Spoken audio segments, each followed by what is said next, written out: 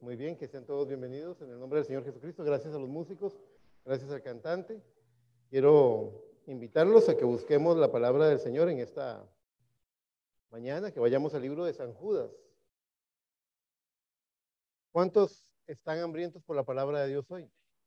¿Cuántos están esperando que la palabra de Dios hable a nuestros corazones hoy? Porque si hay un abismo que clama, debe haber un abismo que responde y Jesucristo no va a fallar. Él nunca ha fallado ninguna de sus promesas. No va a fallar en esta mañana. Entonces, vamos prontamente al Evangelio de Judas. Dice Judas en el capítulo 1, verso 9. Lo leemos en el nombre del Señor Jesucristo. Pero cuando el arcángel Miguel contendía con el diablo, disputando con él por el cuerpo de Moisés, no se atrevió a proferir juicio de maldición contra él, sino que dijo: el Señor te reprenda. Por favor, ore conmigo.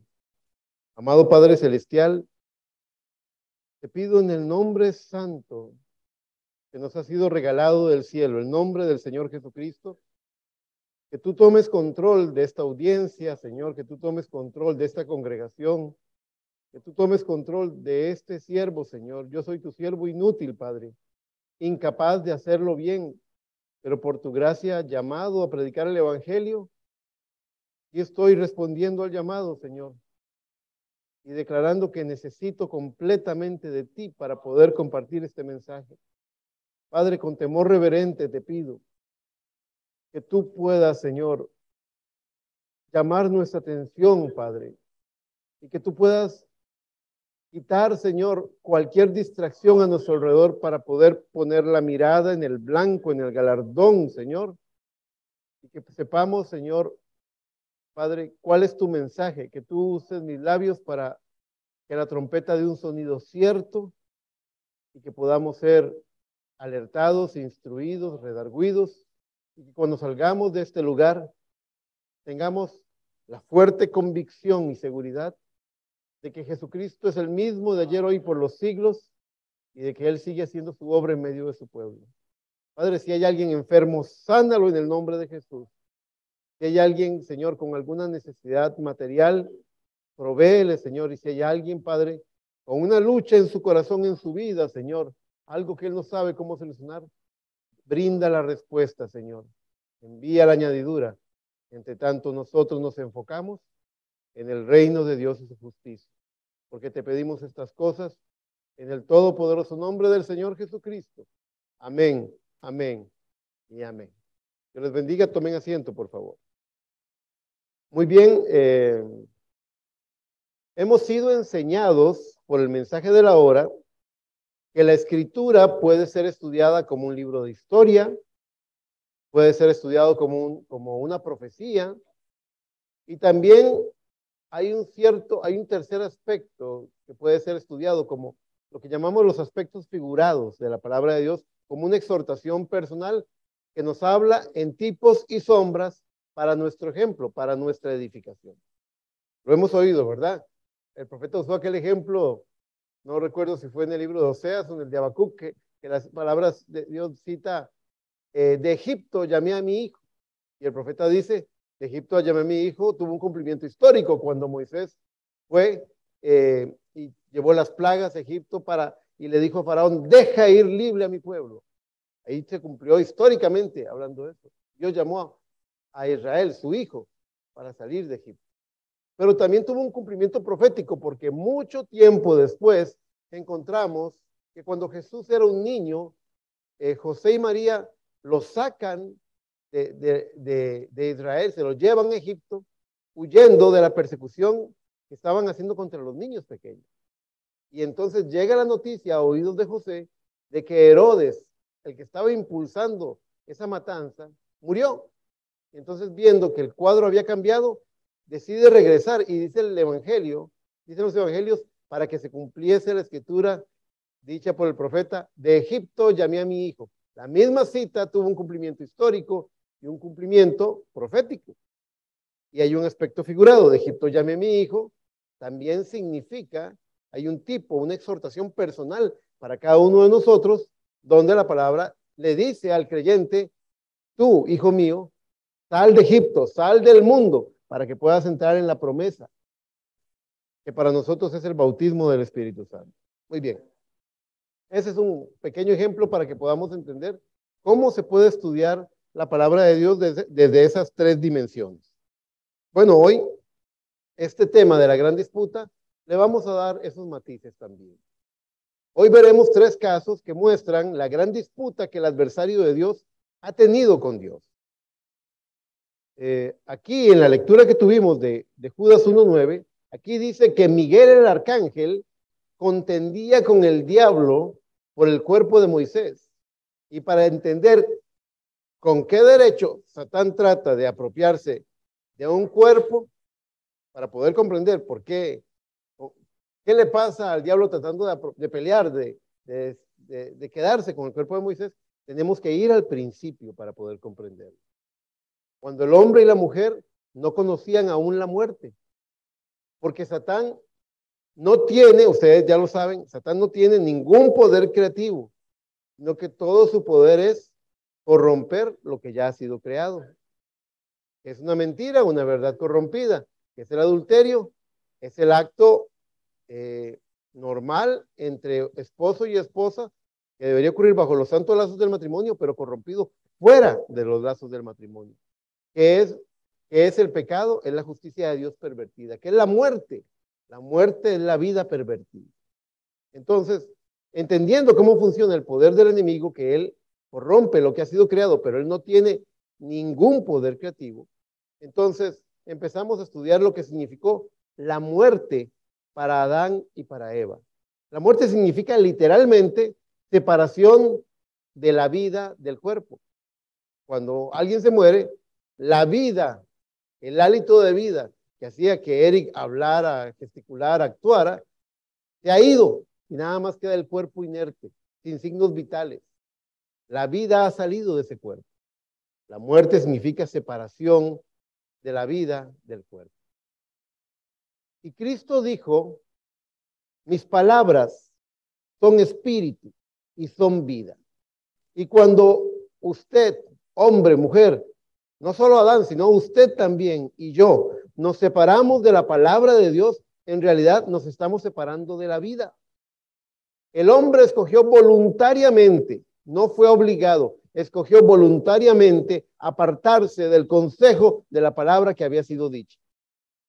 En Génesis 2:17 dice la palabra, mas del árbol de la ciencia del bien y del mal no comerás, porque el día que de él comieres, ciertamente morirás. Dios lo dijo y así se cumplió. Pues de hecho, después de la caída, en Génesis 3:19, Dios dice a Adán, pues polvo eres y al polvo volverás. Y surge una pregunta para ir desarrollando este tema. ¿Qué es lo que gana Satán sacándonos de la vida? ¿Por qué busca meternos en muerte? Los voy a invitar a que ustedes vayan al libro de Hebreos en el capítulo 2. En el verso 14, que usted lo constate con sus propios ojos. ¿Hay aquí algún creyente de la palabra de Dios? Amén. Muy bien. Váyale a su Biblia y vea lo que la palabra declara y por qué, cuál era el interés que tenía Satán de apartarnos de la vida, de apartarnos de la palabra. En Hebreos 2:14 nos dice la palabra de Dios, ¿lo tienen? Así que por cuanto los hijos participaron de carne y sangre, él también participó de lo mismo, para destruir por medio de la muerte al que tenía el imperio de la muerte. Esto es, al diablo. ¿Quién tenía el imperio de la muerte? El diablo. Y cuando Adán y Eva pecaron, ¿en qué entraron? En muerte. Y no solamente ellos, sino todos los que descenderían de él. Cuando el diablo introdujo la muerte en la humanidad, se apropió de toda ella, de cada persona que nacería, de cada pequeño bebé. Y así, de todos los hijos de Dios. Los hijos del rey ya no estarían revestidos de sus teofanías como en el principio, en cuerpos de gloria, sino que estaríamos envueltos en harapos del pecado, en los harapos del pecado. Harapos del pecado, hermano Eric, sí. Porque el padre de toda mentira, el cual es Satán, así lo dice la palabra, él es padre de mentira, nos atrapó en pecado, nos llevó al imperio de la muerte, que fue lo que leímos en Hebreos 2:14. Y como si fuera poco, su sucio dedo todo el tiempo está acusándonos delante del Señor, porque dice la palabra, como lo veremos más adelante, que Él es el acusador de los hermanos, de los hijos de Dios. Usted puede decir, hermano Eric, el pecado y el imperio de la muerte nos envolvió en harapos. Sí, como si fuéramos pordioseros, hermano. Sí, Señor. La palabra del Señor nos dice en Filipenses capítulo 3:1. Vaya y léalo. Voy a dar chance a que usted pueda constatarlo. Este hilo conductor no quiero que lo pierda. Recuerde que Hebreos 2:14 dice que ¿quién tenía el imperio de la muerte? El diablo. Y ahora dice Filipenses capítulo 3, en el verso 21, ponga mucha atención a lo que dice en esta mañana el Espíritu Santo. Dice, el cual transformará el cuerpo, ¿de qué? Dice, de la humillación nuestra, para que sea semejante al cuerpo de la gloria suya, por el poder con el cual puede sujetar a sí mismo todas las cosas. ¿Cómo llama la palabra a este cuerpo? Como decimos aquí, jocosamente, a este cuerpo de carne y hueso y un pedazo de pescuezo. ¿Cómo lo llama la Biblia? El cuerpo de la humillación nuestra. Vea el peso que tienen esas palabras. ¿Oyó eso? El cuerpo de la humillación nuestra. Siendo hijos del gran rey, estamos humillados ante el enemigo de Dios como esclavos en su imperio de muerte. Piense usted cualquiera. ¿Alguno de ustedes ha tenido alguna vez una persona que tuvo saña contra usted? Que se volvió su enemigo y lo detestó y todo lo que usted decía llevaba a la contra y trataba de entorpecer, de hacer tropezar. ¿Se imagina lo que es tener una persona así y que esa persona venga y se apropie, controle y domine a sus amados hijos? Eso debe ser algo terrible, hermano Tony. Debe ser algo, hermana Juliana. Póngase en el lugar de Dios para poder entender eso. Jesucristo dijo en Juan 8:34, de cierto os digo que todo aquel que hace pecado, esclavo es del pecado. Y está claro lo que dice Romanos, por cuanto todos pecaron y todos están destituidos de la gloria de Dios. Así que entendemos que en este nacimiento natural, por medio de nuestros padres Adán y Eva, nosotros entramos en un imperio, entramos como esclavos, nacimos esclavos en un imperio de muerte, vestidos con los harapos del pecado. Cristo dijo en la noche de su arresto en el Getsemaní, dijo, el espíritu a la verdad está dispuesto, pero esta carne es débil. Y Pablo lo llamó en Romanos 7:24, tercera cita, vaya búsquelo, Romanos capítulo 7, en el verso 24. Estamos hablando de las características de este cuerpo mortal. Este es un cuerpo sujeto al imperio de muerte. Este es un cuerpo vestido con los harapos del pecado, esclavo del pecado. Es el cuerpo de la humillación nuestra. Y dice Romanos 7:24, miserable de mí, miserable de mí. ¿Quién me librará de este cuerpo de muerte? Este cuerpo no solamente es el cuerpo de la humillación nuestra, es un cuerpo de muerte.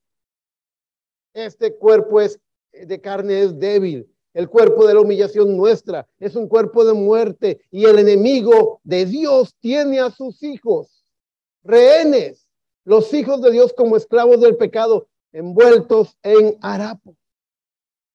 ¿Puede usted imaginarse cuánto puede dolerle a Dios eso? Puede ponerse usted en los zapatos del maestro y darse cuenta del terrible dolor que representa eso. La palabra de Dios dice que Dios es muy limpio de ojos para ver el mal.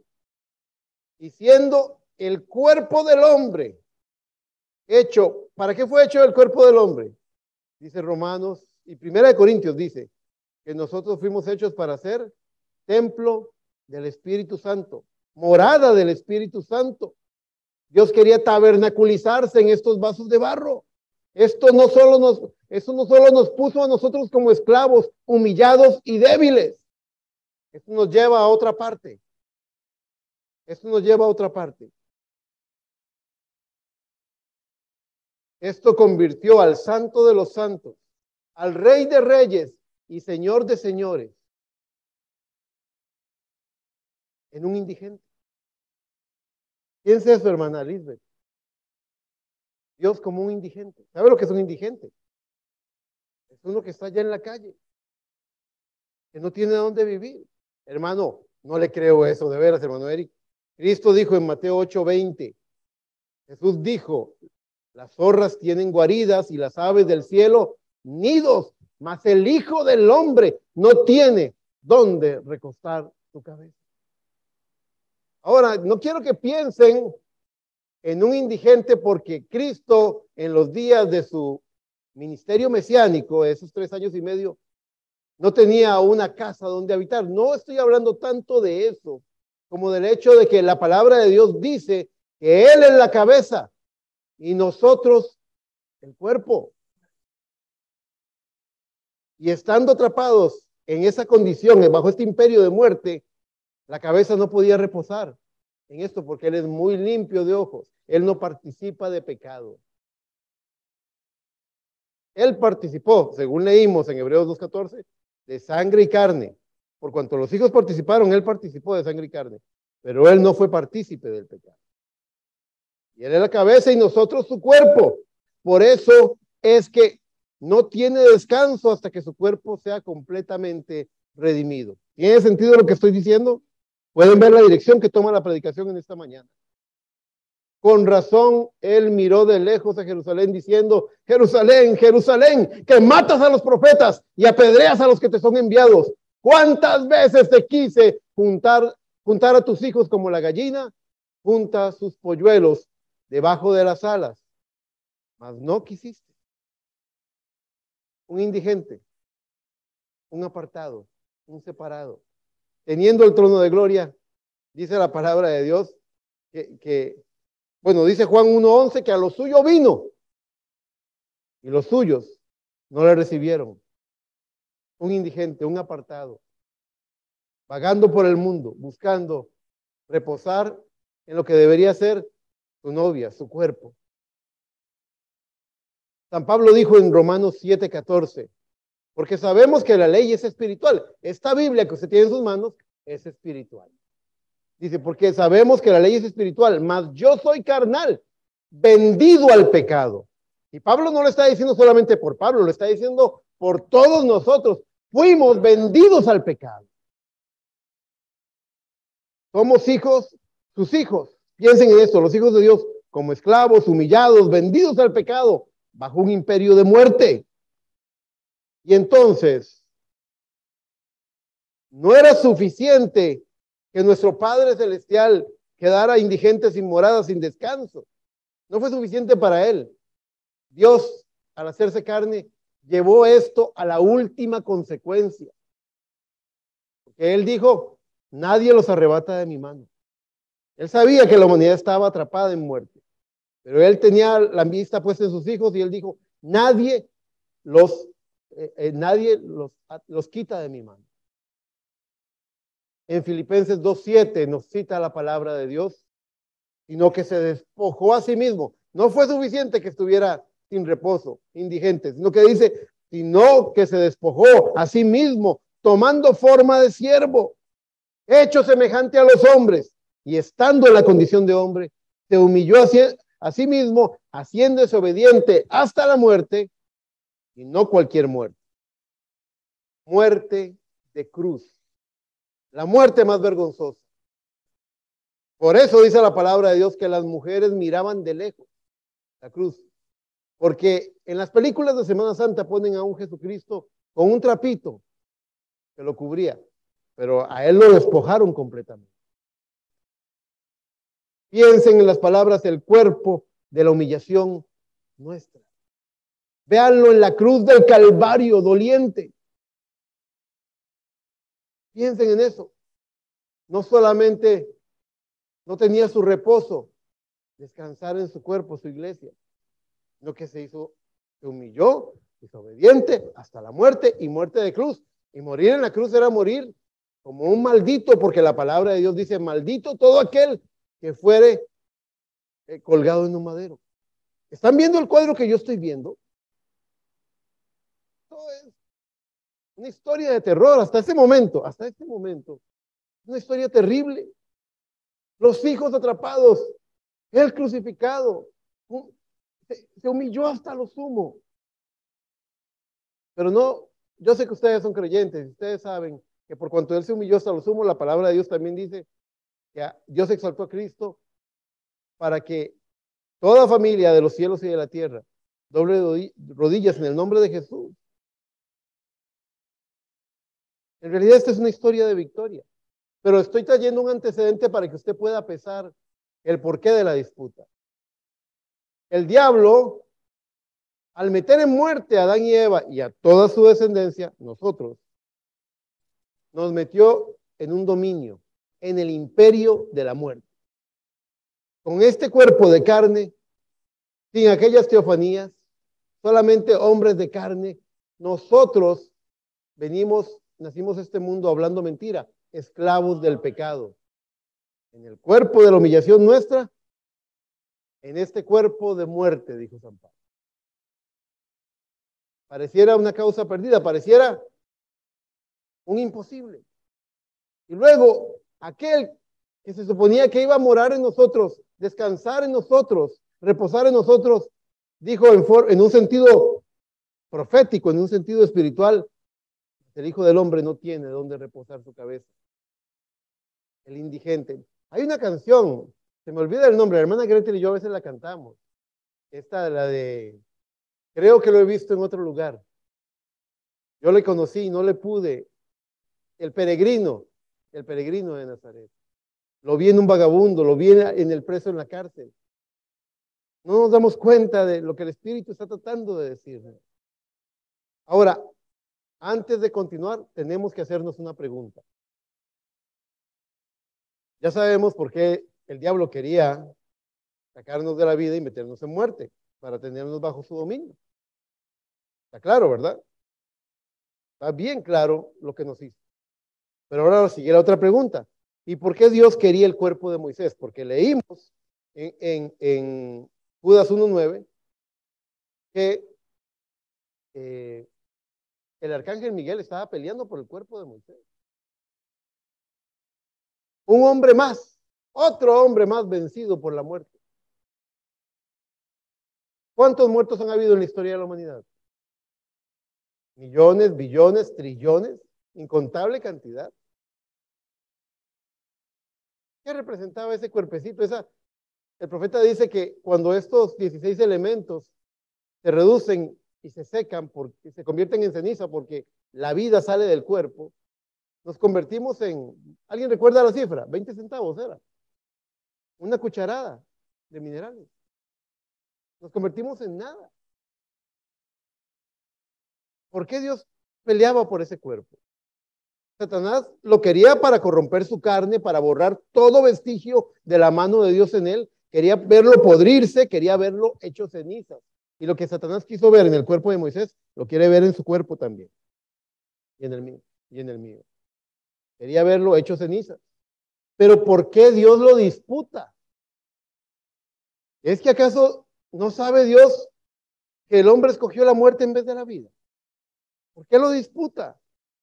Hermanos, nuestro eterno Dios sabe mucho más que eso. Él le dijo a Miguel, Satán va a destruir ese tabernáculo, ese pequeño tabernáculo llamado Moisés. Ve, Miguel, y tómalo antes que acontezca eso. Ve y toma su cuerpo. Ve, Miguel, y disputa por ese cuerpo porque yo lo necesito. Yo necesito ese cuerpo. Quizás los ángeles le dijeron, Señor, pero tú eres todopoderoso. Tú puedes hacer otro cuerpo de la nada. ¿Te acuerdas, Señor, cuando visitaste a Abraham en el encinar de Mamre? Tú hiciste un cuerpo y te metiste en él y fuiste a visitarlo. Tú puedes hacer eso. tú no necesitas el cuerpo de Moisés para... Y él dijo, no, no, no, es verdad, dijo Dios. Yo puedo hacer un cuerpo de la nada, pero yo no quiero otro. Yo quiero ese. No otro. Ese es el que yo ocupo. Porque Dios no se desdice de su llamamiento. Y saben ustedes que es así como Adán volvió al polvo, cumpliendo la parte histórica de este tema. Y hablando del cuerpo que tabernaculizó a Dios en carne, el cual fue Jesucristo, había una profecía que decía al respecto de esto, como un paralelo, el Salmo 16:10 dice, porque no dejarás mi alma en el Seol, ni permitirás que tu santo vea corrupción. A las 72 horas, el cuerpo se pudre. Los ojos se secan, la nariz se cae. Los animalitos, algunos dicen que son insectos, otros dicen que son gusanos, lo que sea, se come ese cuerpo. Nos convertimos en ceniza, polvo. El profeta dijo, una cosa es la tierra, pero el polvo es la ceniza de la tierra. Piensen eso. Nos convertimos en ceniza, algo que fue destruido, algo que fue quemado. Que Dios no puede tronar los dedos y hacer un cuerpo. Puede hacerlo, pero Dios dice, pero no quiero. Pero no ves que el diablo tiene dominio sobre él. Yo sé, pero ese es el que yo ocupo. Lo siento, Miguel, lo siento, Gabriel, lo siento todos los ángeles del cielo. Yo ocupo ese cuerpo. Vayan y peleen por ese cuerpo.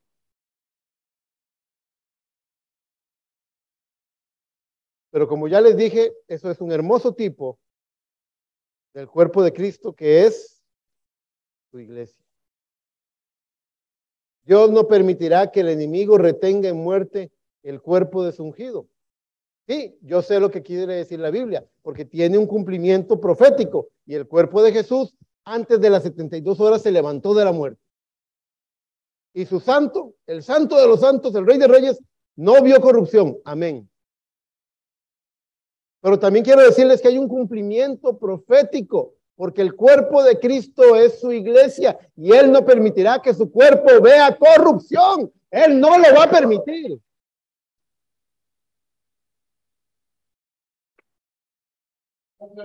Mateo 16:28 dice, de cierto os digo que hay algunos de los que están aquí. Vayan, vamos a leer una lectura para que ustedes vean lo que quiero decirles, porque había un propósito en pelear el cuerpo de Moisés. Mateo, vamos a leer el último versículo de Mateo 16 y los primeros 3 versículos de Mateo 17, porque ahí se le da continuidad a la historia. Cristo está hablando con sus discípulos en Mateo 16. Ya habló de que sobre esta roca edificaré mi iglesia. Ya le dijo a Pedro, apártate de mí, Satanás, que me eres estorbo. Era un sub y baja emocional ese capítulo 16. Un día puso, en un momento estaba arriba, bienaventurado eres tú, Simón, hijo de Jonás. Y en el otro era, apártate de mí, Satanás. ¿Verdad? Wow, qué capítulo. Pero cuando él está terminando de explicar ciertas cosas, en el verso 28 él dice, les anuncia a ellos, de cierto os digo que hay algunos de los que están aquí que no gustarán la muerte hasta que hayan visto al Hijo del Hombre viniendo en su reino. ¿Y saben una cosa? Los detractores de la Biblia, los enemigos de la palabra, los enemigos de la cruz, utilizan Mateo 16:28 como uno de los principales argumentos para decir que Dios falló y que Cristo se equivocó en esas palabras. Porque todos ellos están muertos el día de hoy. Entonces, hermano Víctor, ¿cómo está la cosa? Sigamos leyendo Mateo 17:1. Dice, 6 días después ¿de qué? De que Cristo les dijo, hay algunos de los que están aquí que no gustarán la muerte hasta que hayan visto al Hijo del Hombre viniendo en su reino. Hermano, esto va a enlazar muy bien con su mensaje del próximo domingo. En Mateo 17:1 dice, 6 días después, Jesús tomó a Pedro, a Jacobo y a Juan su hermano y los llevó aparte a un monte alto. Y se transfiguró delante de ellos y resplandeció su rostro como el sol y sus vestidos se hicieron blancos como la luz. Y aquí les aparecieron, ¿quiénes? Moisés y Elías. hablando con él. Ahora, vamos a hablar un poco de esto, de Moisés. Vamos a movernos para acá. Vamos a hablar un poco de Moisés y Elías.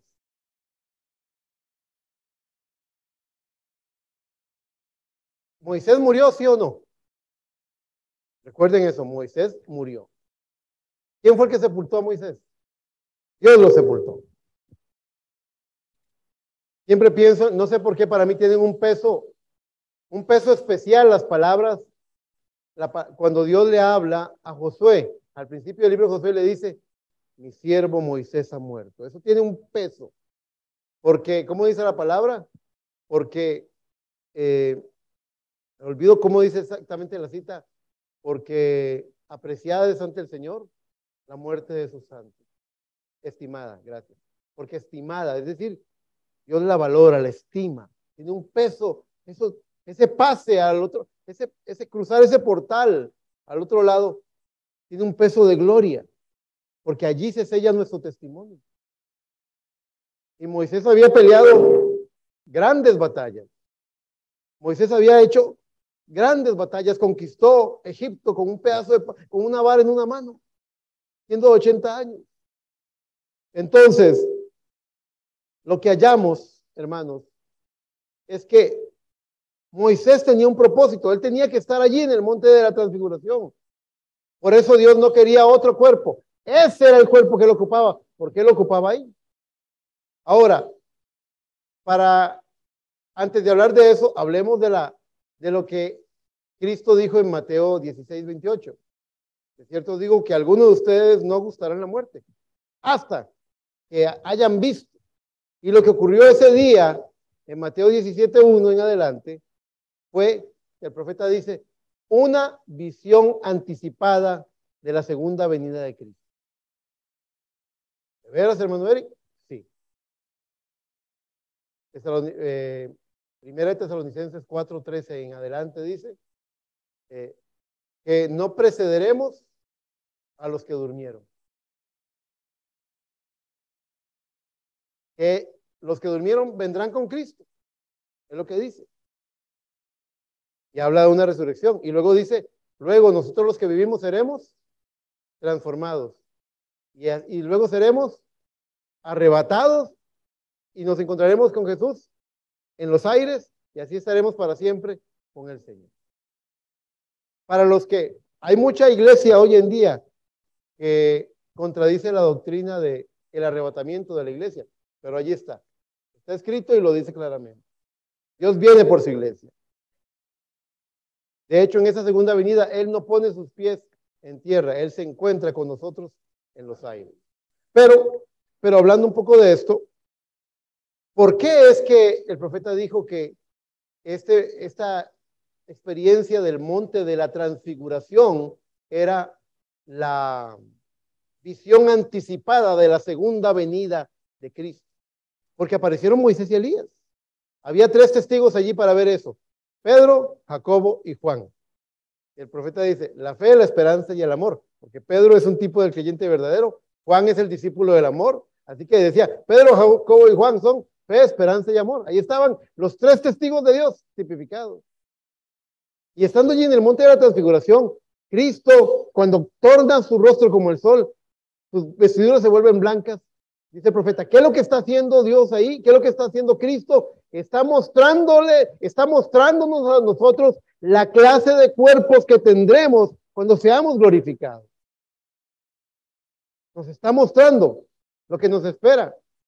¿Y por qué Moisés? ¿Y por qué Elías? El hombre comete errores. ¿Qué quería hacer Pedro? 3 enramadas. La denominación de Moisés, la denominación de Jesús, la denominación de Elías. Completo error.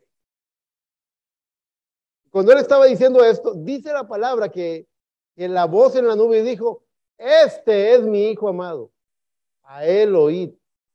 Es Cristo el que tenemos que oír. Eso fue un acto de adopción público. Fue puesto en un lugar alto, delante de testigos. Los adoptados vestían de ropas púrpuras o blancas. Todo el rito de adopción se cumplió allí en el monte de la transfiguración, mostrándonos lo que sería nuestra adopción como hijos, hermano. Pero ¿por qué Moisés y Elías? Ya, hermano Eric, cuente. Muy fácil. ¿Moisés murió o no murió? Murió. ¿Elías murió o no murió? Elías no murió. Fue levantado en vida. Estos dos personajes son sombras y tipos para nosotros. Moisés nos habla de los que van a venir con Cristo, los que duermen y van a ser levantados. Y Elías nos habla de los que estando vivos seremos transfigurados y levantados para irnos con el Señor. Es una visión anticipada de la segunda venida de Cristo juntándose con su iglesia. Bendito sea el nombre del Señor. Eso es lo que es. Eso es lo que es una visión anticipada. Dios ocupaba ese cuerpo. Pero Señor, tú puedes tronar los dedos y hacer un cuerpo. Sí, pero yo ocupo ese, yo ocupo a Moisés. Y yo no me desdigo de mi llamamiento. Y si Dios lo llamó a usted, Dios ocupa su cuerpo. Y usted puede decir, y muchas veces venimos a la iglesia y estamos con un pie en el mundo y un pie en la iglesia. Y hacemos ciertas cosas, vestimos cierta forma, actuamos de cierta forma como el mundo lo hace. Quiero que sepan que Dios ocupa su cuerpo. Dios no se fija en el cuerpo, Dios se fija en el alma, ¿no es cierto? Primera de Tesalonicenses 5:23 dice, y el mismo Dios de paso santifique 50%, dice, por completo, espíritu, alma, cuerpo, por completo. A Dios le interesa salvar su alma, a Dios le interesa redimir su espíritu y a Dios le interesa santificar su cuerpo también. Dios lo ocupa todo y Él no le va a dar nada al diablo. Él no le va a dar nada al diablo. Gloria al Señor. La disputa por el cuerpo de Moisés es la disputa por la resurrección de la novia durmiente. Es la disputa por el cuerpo de cada santo y cada santa. Él no nos dejará en corrupción. Les dije que este mensaje iba a ser corto y estoy tratando de redimir el tiempo. Vaya conmigo al libro de Zacarías. Zacarías capítulo 3. Para que usted vea cómo la palabra de Dios está tan interconectada.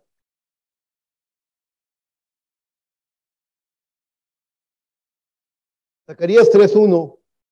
Vamos a leer 8 versos, hermano. 8 versos. Del verso 1 al verso 8. ¿Está usted en el Espíritu en esta mañana?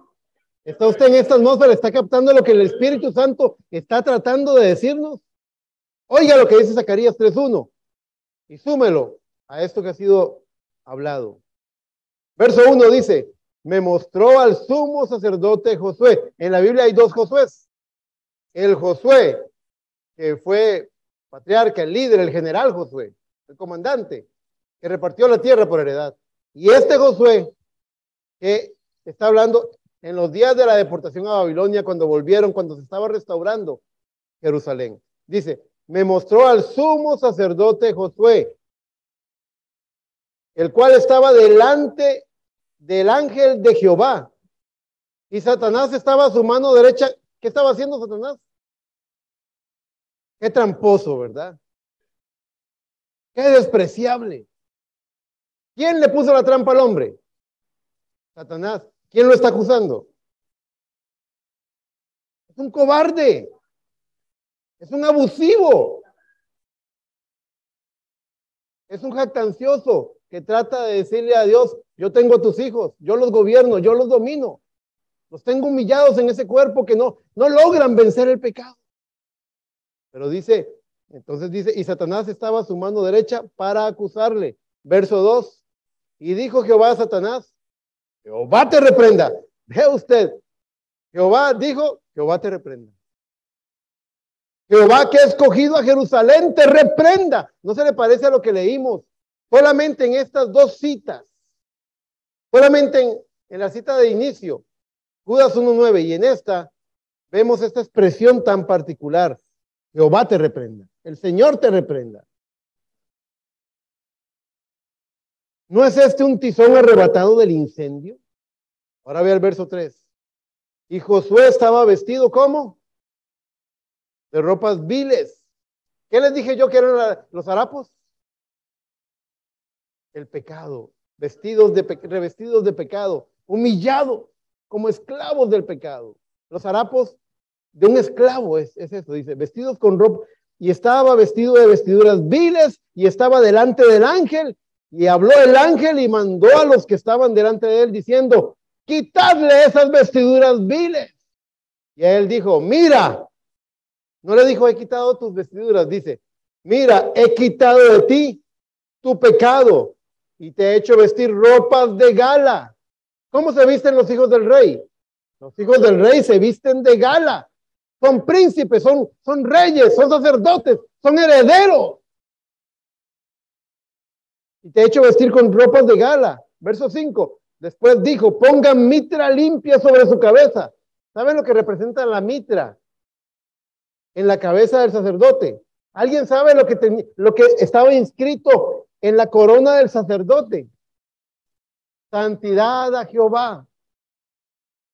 Que tu mente esté sellada con la mitra de la santidad a Jehová. Que cuando vengan tentaciones, que cuando vengan pensamientos, santidad a Jehová sea el sello que no permita que cosas malas entren en tu vida. Santidad a Jehová.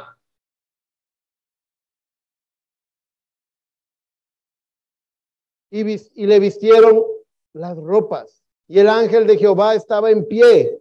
Verso 6. Y el ángel de Jehová amonestó a Josué diciendo, y no solo a Josué, nos está amonestando a nosotros, a la iglesia, diciendo, así dice Jehová de los ejércitos, si anduvieres por mis caminos y si guardares mi ordenanza, también tú gobernarás mi casa, también guardarás mis atrios, y entre estos que aquí están te daré lugar. Escucha pues ahora, Josué, sumo sacerdote, tú y tus amigos. Ellos estaban allí mismo. Dice, tú y tus amigos que se sientan delante de ti. Porque son ¿qué? Varones simbólicos. He aquí yo traigo a mi siervo, el renuevo. ¿Quién es el renuevo? ¿Quién es el renuevo? Dice Isaías 53, subirá cual renuevo delante de él y como raíz de tierra seca. No hay parecer en él ni hermosura. Le veremos más sin atractivo para que le decíamos. Es nuestro Señor Jesucristo el renuevo. Es por él y por lo que hizo en el Calvario que las ropas viles le son quitadas y le puesta ropa de gala, revestidos con las teofanías de la palabra de Dios.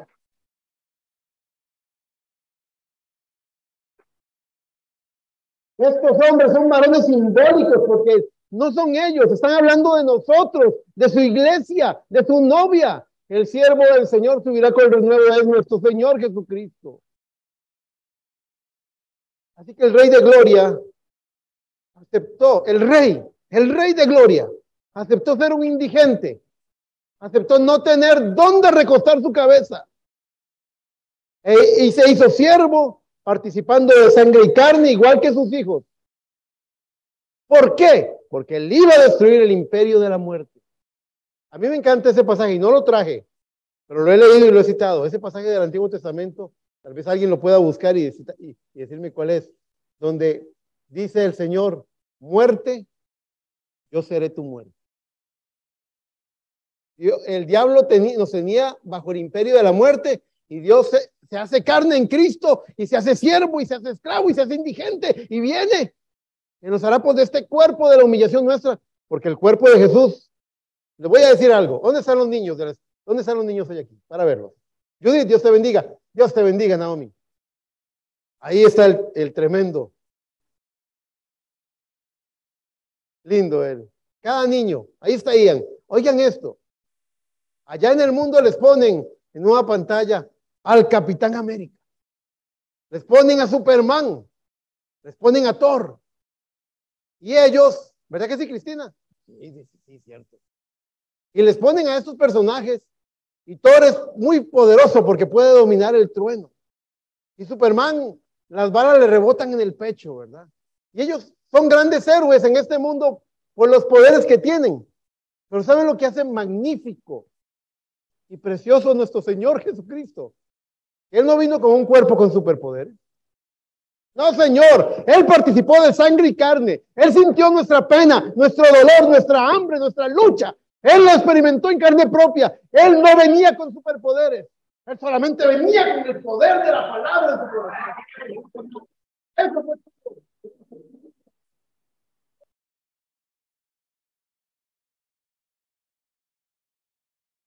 se metió en muerte. Se metió en este cuerpo de la humillación nuestra, en este cuerpo de muerte, y se sumergió hasta el cuello en esta vida de muerte. ¿Y saben por qué lo hizo? Porque él venía a destruir el imperio de la muerte. Él iba a entrar en muerte, se iba a sumergir completamente en la muerte, iba a ver a la muerte a los ojos. Y le dijo, como dice la palabra, muerte, yo seré tu muerte. Yo te voy a terminar. La jactancia del diablo se va a acabar. Le voy a quitar, voy a soltar las cadenas de mis hijos. Voy a libertar a mis hijos. Tengo muchas ganas de llorar.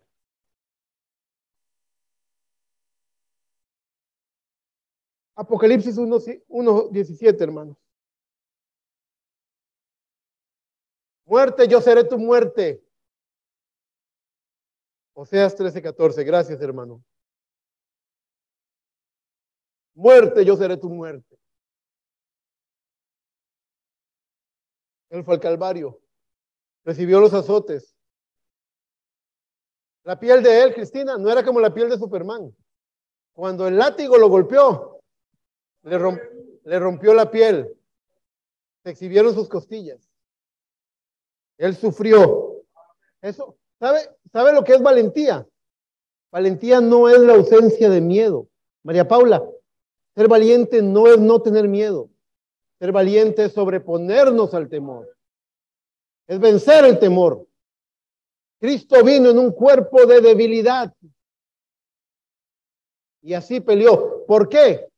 Porque alguien podría decir ahí, claro, como él venía con superpoderes. No, él vino con un cuerpo de debilidad para que todo mundo, hasta el más pequeño de sus hijos, diga, él vino con un cuerpo exactamente igual al mío. Y si él venció, me mostró el camino para yo poder vencer también. Apocalipsis 1:17 dice, al 18, cuando le vi, caí como muerto a sus pies. Y él puso su diestra sobre mí, diciéndome, no temas, yo soy el primero y el último. Estaba hablando con quién, con la hermana Novali. Llevamos a pasear al hermano Daniel y a la hermana Tami, allá a Zarcero, ¿recuerda, hermana? Y estábamos allá y estábamos viendo la bandera. Todas las iglesias católicas tienen la bandera del Vaticano. Y le dije yo, hermana Novali, ¿qué colores vio usted ahí? Y me dice, blanco y amarillo. Y yo, correcto. ¿Sabía usted que en los estudios hebraicos, lo primero y lo último tienen una gran preponderancia, mucha importancia? Por eso él dice, yo soy el primero y el último. Y le digo yo, en Apocalipsis 6 vemos 4 jinetes. El primero, caballo blanco. El último, caballo amarillo. Le digo yo, ahí muy poca gente ve eso, pero ahí está encerrado el ministerio que ellos tienen, el ministerio que representan, ministerio de iniquidad que representan. Lo primero y lo último es el caballo blanco y el caballo amarillo. La bandera blanca y la bandera amarilla.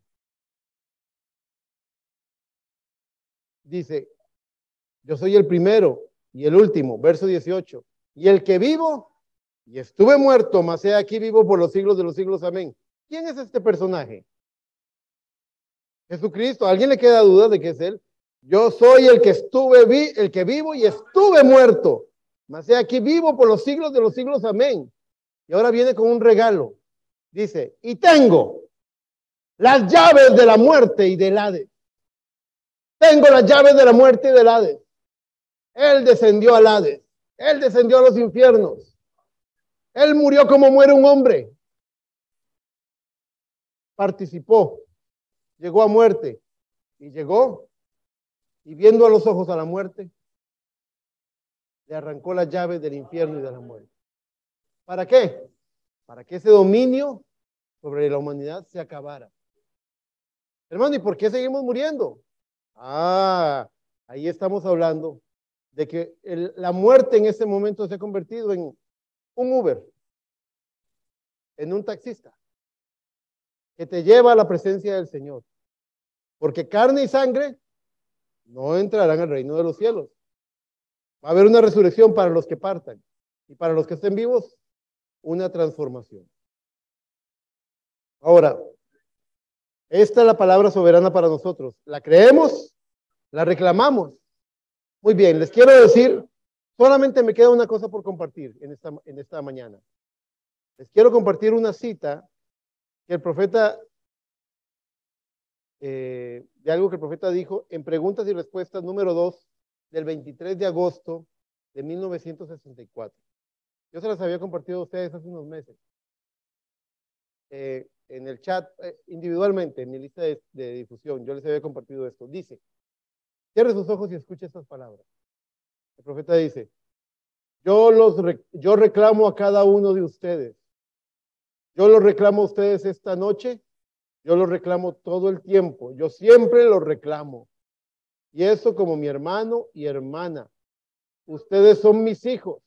Yo soy su padre en el evangelio. No padre como lo sería un sacerdote. Yo soy su padre en el evangelio como Pablo dijo allí. Yo los he engendrado a ustedes para Cristo y ahora yo los desposo a ustedes con Cristo. Eso es comprometerlos a ustedes con Cristo como una virgen pura.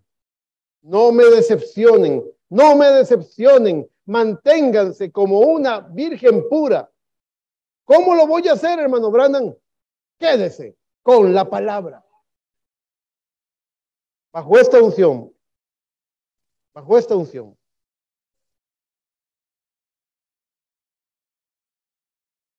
La fe que tengo en mi corazón en esta mañana. En medio de esta disputa, el enemigo ha querido ejercer un derecho sobre nosotros. El derecho que tiene el dueño de una casa de empeño. Pero ese derecho se acaba cuando el dueño original viene y redime. Y eso fue lo que hizo Cristo en el Calvario. Pagó el precio. Ya no puede. El diablo ya no tiene poder sobre los hijos de Dios. Por eso mismo, yo les voy a decir lo que yo creo y lo que yo siento, cómo me siento dirigido a orar después de haber visto este escenario, este cuadro. Yo creo que de la misma forma en la que el arcángel Miguel disputaba por el cuerpo de Moisés, eso ha sido un tipo. Yo creo que Dios está disputando por el cuerpo de su novia. Yo creo, hermanas, que alguna vez allá en el mundo algo le ha traído como ponerse algo de maquillaje para disfrazar el color de su piel, porque le han dicho que se ve más bonita así, o porque algo la marcó, algo dañó su corazón y usted siente que necesita refrescar su belleza. Ustedes varones, si necesitan tomar alguna apariencia mundana, si ustedes sienten que su carne los lleva a eso, quiero que sepan que Dios está disputando por sus cuerpos, que Él quiere sus cuerpos santificados, que Él los quiere apartados, que Él los quiere limpios, que Él los ocupa como ocupó el cuerpo de Moisés. Él ocupa su cuerpo para poder usarlo. Eso es lo que creo que Él está disputando. Está disputando a quién va a rendir usted sus pensamientos, si al mundo o a la palabra. Está disputando a quién va a dedicar usted su tiempo, si a Dios o a las cosas de esta vida. Está disputando la preeminencia. Pregúntese en este momento, ese es mi trabajo como pastor, pregúntese en este momento quién tiene la preeminencia en su vida. ¿Y cómo lo voy a saber, hermano Eric? ¿A qué le dedica tiempo usted? Allí puede haber un ídolo. Pregúnteselo. Pregúntese cuánto compañerismo tiene usted con Dios.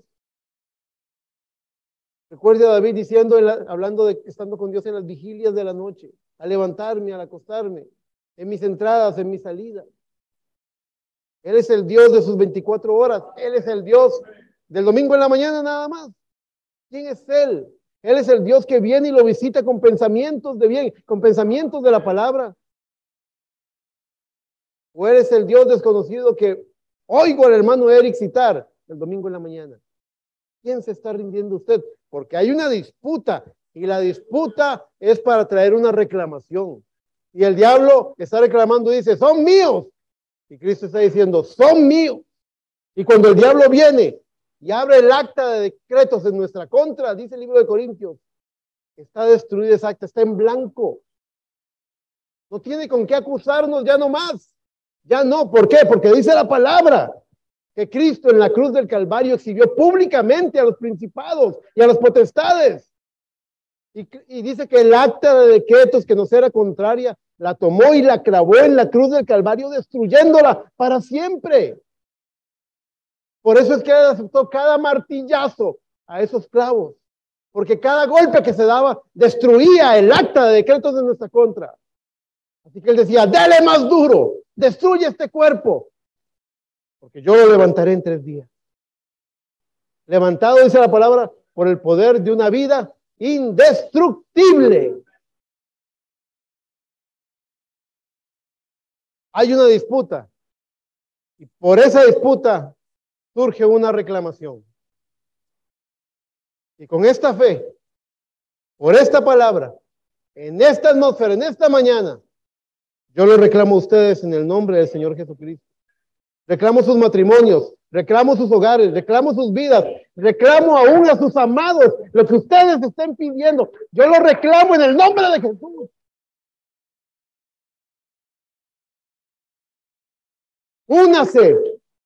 Únase y reclámelo. Reclamo a mis amados. Reclamo a mi familia, reclamo a mis seres queridos. Los reclamo. ¿Cómo lo vas a hacer, Señor? Yo no sé. Yo soy un hombre muy torpe, yo no lo entiendo todo, Señor. Pero yo te creo con todo mi corazón, con toda mi alma, con todas mis fuerzas. Yo lo reclamo. Y cuando venga el enemigo y usted sienta la tensión de que el mundo lo jala, de que el mundo quiere presionarlo, seducirlo, recuerde, usted está experimentando la tensión de la disputa. El diablo está tratando de tomar su cuerpo para matarlo, para podrirlo, para corromperlo, para ensuciarlo, para desnudarla, para desvestirlo, para exhibirlo como un harapo en este mundo. Pero Dios quiere arrancarle los harapos viles del pecado y vestirlo de gala como un hijo del rey. ¿Han entendido el mensaje en esta mañana? Que Dios los bendiga.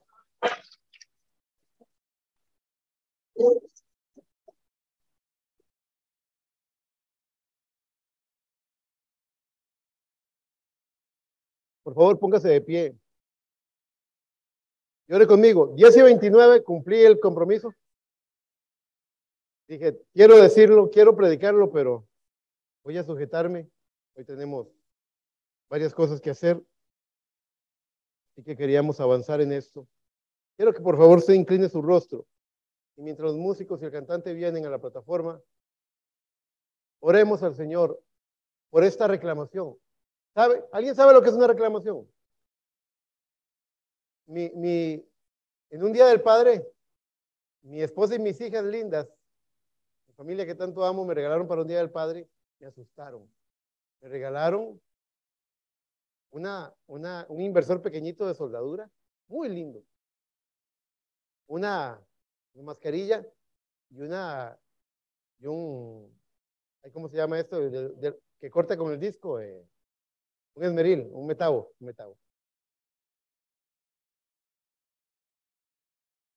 Me gustó tanto que cuando me lo regalaron hasta me dio dolor de estómago de la emoción.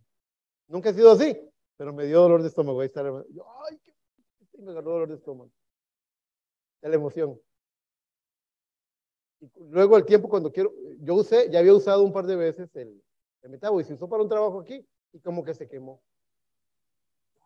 ¿Saben lo que hice? Presenté un reclamo. Y resulta que el reclamo estaba amparado por una garantía. Y cuando me lo dieron nuevo. Venga, aquí no hay nada que discutir, no hay nada que disputar. La garantía es tan buena que tenga. Ni me preguntaron cómo ocurrió.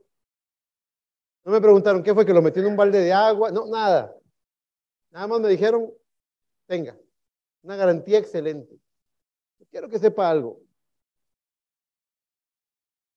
Usted tiene la mejor garantía del mundo. Estos cielos y estas tierras se pueden deshacer. Pero lo que está aquí, la garantía que está aquí, nunca va a fallar. Podemos hacer una reclamación en esta mañana por todo lo que amamos. Oremos. Amado Padre Celestial, en esta mañana Te damos gracias, Señor, por habernos reunido, Señor, en tu maravilloso nombre. Y ahora te pedimos, en ese precioso nombre, Señor,